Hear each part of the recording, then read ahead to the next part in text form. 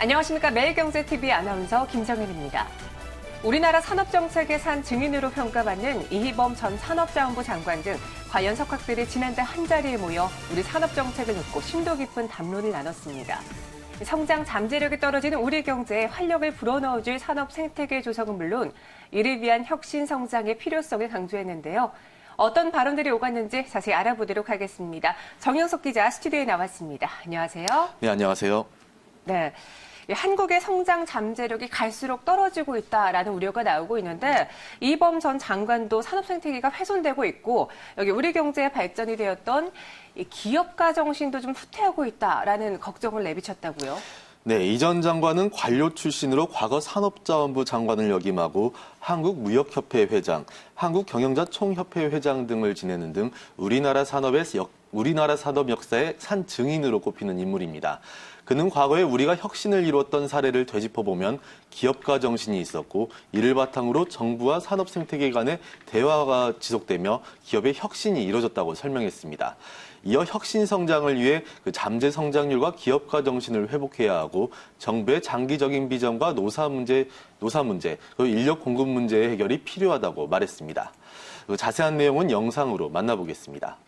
우리 성장률은 2010년 이후에, 11년 이후에 우리 경제 성장률은 세계 성장률보다 떨어지는 소위 1960년대 이후에 10% 고성장 세대에서 이제 2%대로 떨어지면서 성장 잠재력 잠재 성장률마저도 5%에서 지금 3.7%로 또 OECD는 한국의 잠재 성장률은 2020년이 되면 2%대로 떨어졌다가 2030년이 되면 1%로 떨어지게 되고 2040년대가 되면 1.26%로서 OECD 국가 중에서 31번째로 하락할 것이다 라고 전망을 하고 있습니다.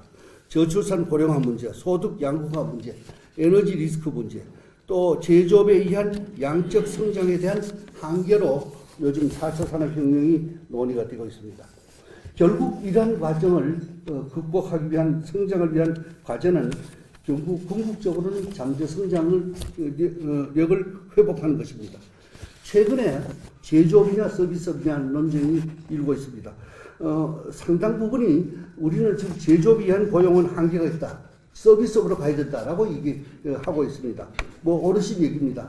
그러나 간과해서는 안 될 것은 제조업을 버리고 서비스업을 가느냐? 절대로 그것은 아니라고 생각합니다. 제조업과 서비스업은 선택의 문제가 아니고 어떻게 봉환의 문제로 궁극적으로는 서비스업으로 비중이 높아지게 돼 있지만은 제조업을 버리고 서비스업을 간다는 것은 있을 수가 없다고 봅니다. 제조업이 없는 영국과 제조업이 있는 독일을 비교해보면 우리가 명약반하게 설명할 수 있을 것 같습니다. 또 재벌과 중소기업 정책에서 최근 들어서 재벌의 폐해를 얘기를 합니다. 물론 폐해가 있습니다. 또 재벌 스스로도 여러 가지 반성할 대목이 있다고 봐집니다. 그러나 여기서도 양극화 해소는 필요하지만 그렇다고 해서 재벌을 버리고 모든 것을 중소기업으로 갈 거냐, 우리 대만형 산업 구조로 갈 것이냐, 그것은 아니라고 봐집니다. 재벌에 대한 그 사회적인 지탄의 목소리가 커져가고 있습니다. 좀 과할 정도로 커져가고 있다고 생각이 듭니다.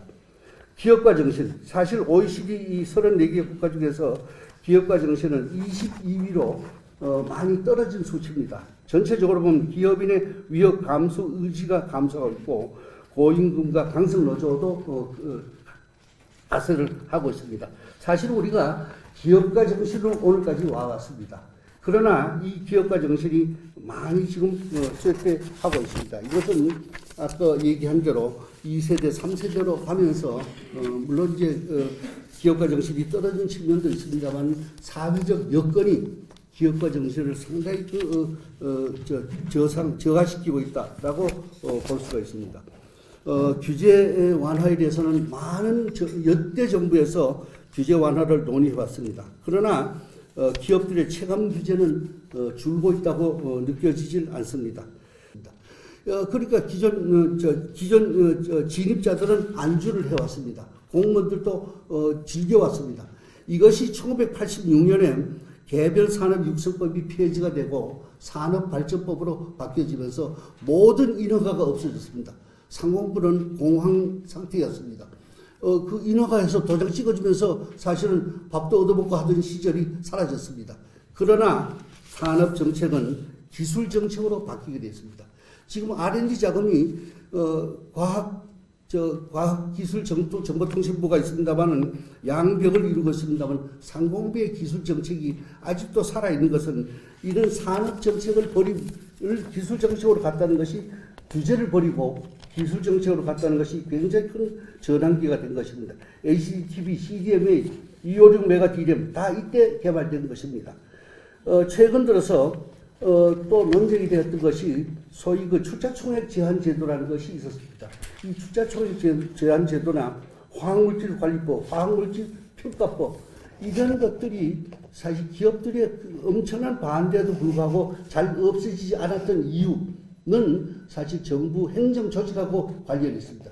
이런 제도가 없어지면 공무원 조직이 영향을 받고 있다는 것입니다. 법인세율 잘 아시는 얘기입니다.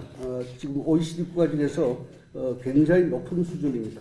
법인세율을 좀 낮추는 나라일수록 기업이 몰리고 있다는 것도 잘 아시는 얘기입니다. 상속세와 증여세, 최근 들어서 또 언론에서 이미 보도가 됐습니다만 압수수색, 또 징벌적 세무조사, 배임죄 이런 것들도 기업 규제를 기업을 억압하는 요소가 되고 있다고 보여집니다. 장기 비전의 제시입니다. 사실은 이 5년제 단임 대통령을 쓰면서 기업들도 비전이 왔다 갔다 하고 있습니다. 이 녹색 성장에서 창조 경제로 다시 공정 경제로 5년 단위로 바뀌면서 기업들도 방향의 혼란을 가지고 있습니다. 일본이나 중국, 영국 등은 20년 경제 정책을 쓰고 있습니다. 적어도 경제 정책만은 정부의 변화에 바뀌지 않는 이런 비전의 제시가 필요하다고 보여집니다. IMD나 월드 이코노믹 포럼의 여러 가지 국가 경쟁력 지표를 보시면 전체적으로는 괜찮습니다. 그러나 정리해고나 고용 및 노동 관행은 최악을 달리고 있습니다. 결론적으로 노동시장 및 경영 관행상의 구조적인 문제, 또 각종 규제가 경쟁력을 저하시키고 있다고 보여집니다. 마지막으로 인력 공급의 문제를 저는 얘기를 하고 싶습니다. 이 수월화 정책에 의해서 2년제 대학이 지난 20년 동안에 4년제 대학으로 100개 대학이 4년제 대학으로 바뀌었습니다. 4년제 대학은 결국은 진학률은 높아졌지만 취업률은 반토막이 되고 있습니다. 결국은 눈높이를 높여놓은 것이 결과적으로 4년제 대학은 취업이 안 되고 2년제 대학은 사람이 모자라고 결국은 외국 인력을 갖다 쓰는 이런 구조로 바뀌고 있습니다. 인력 공급의 구조도 시대에 맞게끔 과감하게 개편이 필요하다고 생각합니다. 기업 성장을 가로막는 실적 읽어보시면 우리가 뭐를 해야 될지 이것은 바로 IMD나 월드 이코노믹 포럼에서 제시하는 경쟁력 지표하고 일맥상통하다고 보여집니다. 결국은 기업할 수 있는 여건을 만들어주는 것이 결국 산업정책의 요체라고 생각합니다. 우선 혁신 성장의 소위 분위기, 생태계를 만들어주는 것. 결국 기업이 뛰어야 혁신이 이루어지는 이런 다른데 저는 점을 강조하면서 두서없이 제 말씀을 마치겠습니다. 네, 산업 생태계가 다시 복원되기 위해서는 규제 완화를 비롯해 산업 구조 변화에 따른 시대가 요구하는 인력 공급에도 관심을 기울여야 할 것 같은데요. 이날 포럼에선 이희범 전 장관 외에도 국내 내로라 하는 석학들이 함께했었죠. 네, 이날 자리에 함께 간 석학들은 먼저 과거에 우리가 성장해왔던 상황과는 다르다는 데 인식을 함께했습니다.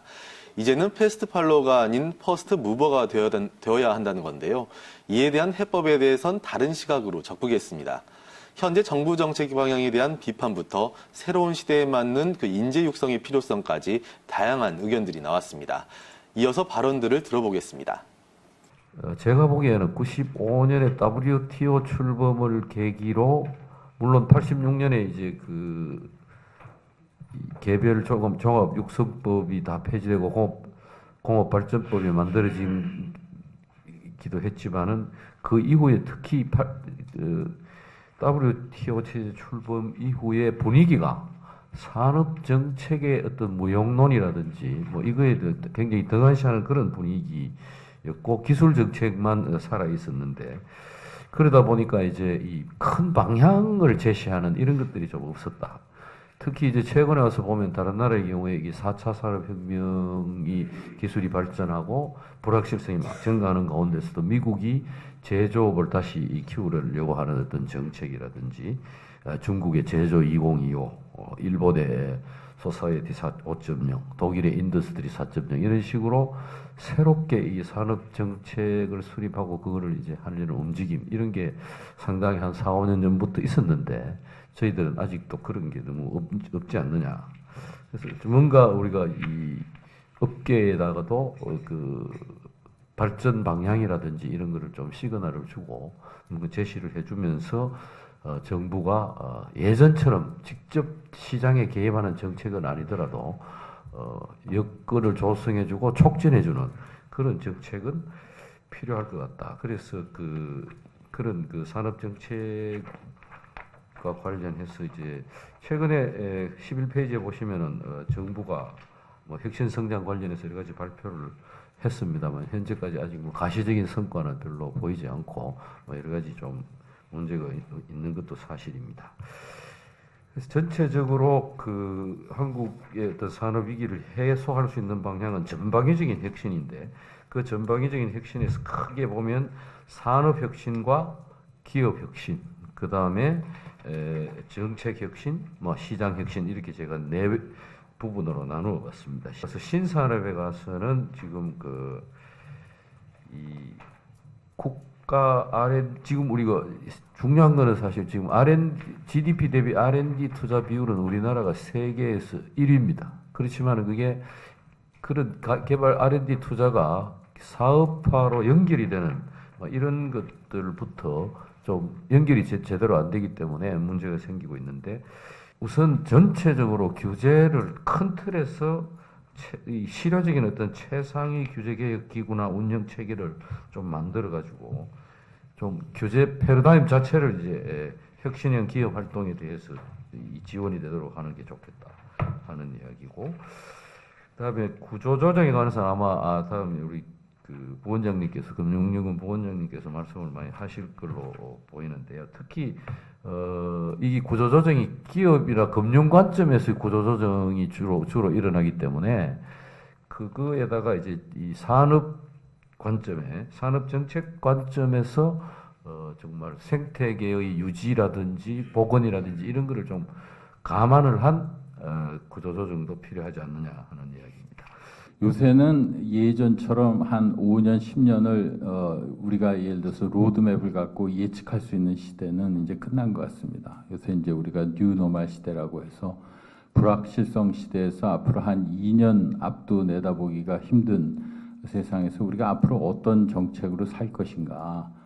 그래서 제가 지금 보기에는 이러한 상황에서는 저는 기초가 든든해야 되고 그걸 가지고 주어진 상황에 따라서 우리가 진화할 수 있는 능력이 지금 갖추지 않으면 아까 말씀했듯이 장기적으로 아주 그냥 간단하게 이런 문제를 지금 경제가 성장이 둔화되고 하는 것을 해결하기가 쉽지 않겠다 하는 것을 볼 수가 있겠습니다. 그래서 혁신 성장이라는 것은 결국은 어느 누구도 만들지 못한 우리가 새로운 아이디어를 가지고 뭔가 새로운 일을 창출해낼 수 있는 소위 해서 패스트 무버가 필요하다고 할 수가 있습니다. 그래서 이런 패스트 무버는 지금 우리나라가 옛날 한국 전쟁서부터 여태까지 잘했던 그 관습에 비해서는 전혀 다른 상황이기 때문에 이거는 완전히 새로운 우리 사고 방식을 좀 바꿔야 됩니다. 기존의 대기업도 마찬가지고 정부도 항상 우리가 그 뭐를 볼 수 있는 레퍼런스가 있었는데 이제 레퍼런스가 없다는 겁니다.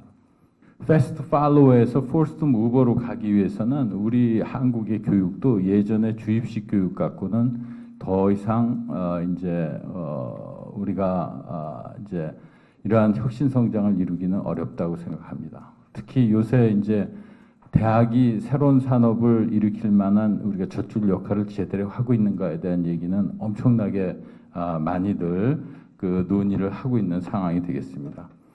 그래서 이런 포스트 무버가 되려면 지금의 교육 시스템으로는 거의 불가능하고 우리가 혁신할 수 있는 인재는 창의력, 상상력, 그다음에 도전 정신을 가지고 있는 기업가 정신이 필요하다고 합니다.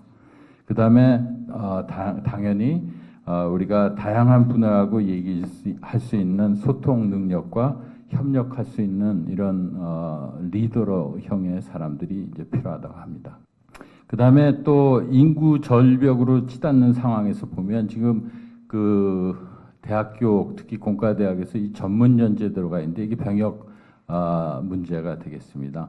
그래서 이런 문제들도 제가 지금 보기에는 지금 이스라엘 같은 걸 보면 병역을 하면서 이 첨단 국방 분야에서 병역을 하면서 창업가 정신을 많이 배워서 여러분들이 그 바이스만 인스티튜트 같이 이런 데서 이걸 하는데 우리가 그냥 병역 의무도 그냥 단순 육체 그 훈련만 받는 게 아니라 고급 인력들은 이러한 창업가 정신을 군대에서 배울 수 있도록 이러한 것들도 학교에서 좀 추진해 보는 게 좋지 않을까 이런 생각을 합니다. 정통 산업이 성장의 한계에 봉착하게 되면은 새로운 산업을 육성하거나 그 모색할 필요가 있는데 이것이 이제 4차 산업, 신성장 동력 산업이라고 볼 수 있겠습니다. 근데 이들 산업의 특징은 플랫폼을 기반으로 하는 비즈니스입니다. 그래서 플랫폼을 기반으로 하는 비즈니스의 속성상 굉장히 중요한 경쟁의 특징이 규모의 경제와 자연 독점이라는 문제가 있습니다. 예를 들어서 신재생에너지의 경우에 그리드 패리티라는 개념이 있고요. AI, 그 인공지능의 경우에는 그 기술적 특이점, 테크니컬 싱귤래리티라는 문제가 있는데 이게 좀 시점의 문제입니다. 이는 그리드 패리티나 테크니컬 싱귤래리티의 조기 달성을 위해서는 소재 부품에서 완성제 이르기까지의 밸류 체인을 얼마나 빨리 버티컬리 인테그레이트 하느냐가 이 관건이라고 이제 보고 있습니다. 많은 학자들이. 근데 이 대목에서 우리는 그 독과점을 규제하고 있는 하고 있는 공정거래나 경쟁 정책에 대해서 다시 한번 심각하게 좀 고민을 할 필요가 있습니다. 이게 국내 시장으로 시장을 획정을 하게 되면은 저희가 이들 산업에 그 사실 버티컬 인테그레이션이 필요한 이들 산업을 육성하기가 곤란한 측면들이 있어서 시장 획정을 글로벌 마켓으로 할 것인지 어떻게 할 것인지에 대한 경쟁 정책적 차원에서의 고민이 필요한 대목이라고 하겠습니다. 사실 이와 관련해서 최근에 ICT 공룡을 필두로 한 글로벌 시장의 독과점이 굉장히 빠른 속도로 광범위하게 전개되고 있는데 이 경쟁에서 우리가 상당히 좀 늦어진 감이 있어요. 다행히 삼성이 좀 이 경쟁에 좀 뛰어들어서 M&A 관련 산업들을 M&A를 하고 있는데 제가 볼 때 조금 뒤늦은 감이 좀 있습니다. 근데 문제는 뭐냐면은 우리나라 재벌들이 만들어낸 밸류체인과 세계적인 ICT 공룡이 만드는 글로벌 밸류체인 간의 경쟁에서 과연 우리가 만든 밸류체인이 성공할 수 있겠는가? 제가 볼 때는 좀 그 가능성이 그렇게 많지 않다고 봐지는데 그렇다면 중소기업이나 다른 기업들이 살아남기 위해서 국내 기업들이 만드는 밸류체인에 편입되는 것보다는 오히려 차라리 글로벌 밸류체인에 편입되는 것이 낫지 않겠는가 하는 이 굉장히 중요한 정책적인 판단을 정부에서는 내려주고 기업 스스로도 내려야 되지 않는가 싶은 생각이 듭니다. 최근에 이제 많은 지적들이 크게 보면 두 가지로 압축이 될 것 같습니다. 여러 가지 지적이 됩니다만 하나는 그렇게 많은 재정이 지원됨에도 불구하고 효과가 과연 그만큼 있느냐 하는 부분이고요. 또 하나는 그렇게 열심히 많은 재정을 지원한다고는 그러지만 여전히 그 어려운 계층, 특히 필요한 계층들한테 제대로 가는 게 아니고 사각지대가 많고 뭐 대기업이나 중소기업이나 정규직, 비정규직 등등 비정규직인 훈련을 받고 뭐 이제 좀 더 좋은 일자리, 더 많은 소득 이렇게 돼야 되는데 그런 효과가 있느냐라는 그런 지적들입니다. 그래서 원인은 여러 가지가 또 있는데요. 그것도 한 3가지로 압축할 수 있을 것 같습니다. 하나는 그렇게 많은 돈을 뿌리는 과정에 위에서 뿌리는 부분에서 조정이 안 되고 있고요. 밑에서 수요를 찾아내는 과정도 제대로 안 돼. 이른바 전달체계의 문제죠. 그러니까 오남용이라든가 기업이 필요한 수요들 또는 진짜 개인이 필요한 개인인지 필요한 프로그램인지 이런 걸 걸러주지를 제대로 못하고 있습니다. 그 유사 중복 굉장히 많거든요. 이제 2015년 기준이긴 합니다만 제가 이제 직접 파악을 해봤습니다. 보니까 중앙정부와 주요 기관에서 제공하는 이 직업능력자 프로그램이 135개 이상이 됩니다. 그래서 이게 굉장히 가지수도 많고, 그런데 실제로 밑으로 전달돼서는 거의 유사 중복입니다.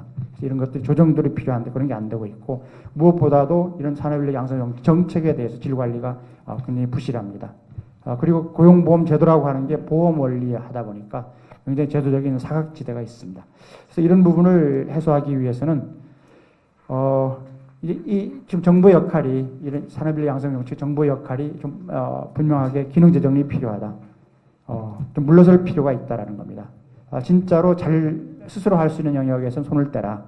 대기업이나 이런 부분에서는 정부가 개입을 해서 산업인력 양성하는 부분은 한계가 있다고 봅니다. 우리나라 산업 생태계는 결국은 대기업이 구축한 멋있는 효율적인 산업 생태계입니다.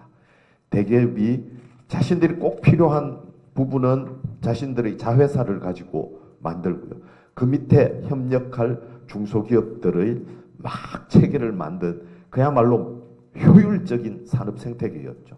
이 산업 생태계의 가장 큰 문제는, 지금 와서 부딪힌 문제는, 지금까지는 아까 우리 이범 장관님도 말씀하셨고 우리 장 원장님도 말씀하셨듯이 정말 산업이 성과를 이루는데 이 산업 생태계는 굉장히 작동을 잘해 왔었습니다. 그러나 이 산업 생태계가 지금 문제가 있다고 하는 이유는 이 산업 생태계는 굉장히 폐쇄적입니다.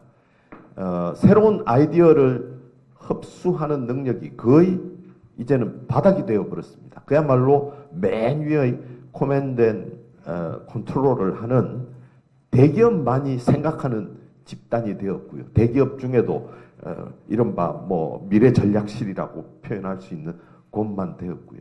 새로운 아이디어를 세상이 새로운 아이디어는 굉장히 뛰어난 사람만이 새로운 아이디어를 만드는 건 아니라고 생각합니다. 아마 실리콘밸리의 산업 생태계를 보면 굉장히 하찮은 사람도 새로운 아이디어를 던질 수 있는 그런 사회가 되어야 되는데, 이 산업 생태계가 전적으로 닫혀있는 그런 구조를 가지고 있다라는 생각을 지울 수가 없고요.